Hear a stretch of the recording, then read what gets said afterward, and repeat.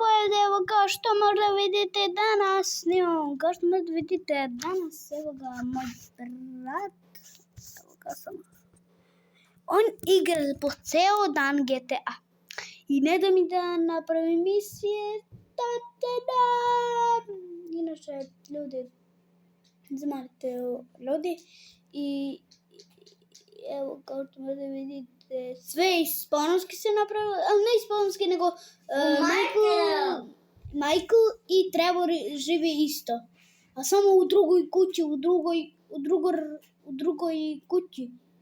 Kao što možda vidite, ova kuća, ona tamo.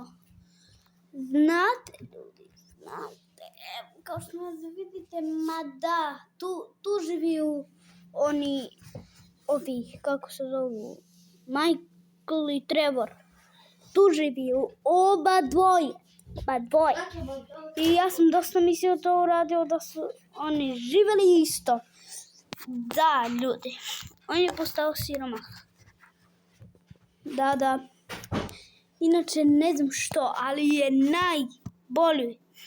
je najbolji Franklin. Eto, zato. I vidimo se sljedeće. Ćao!